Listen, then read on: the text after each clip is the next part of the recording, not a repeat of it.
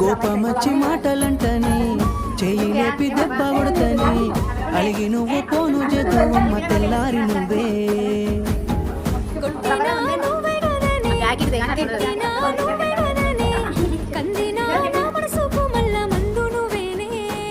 మన బాధాలన్నీ రాయబోతే పల్లవి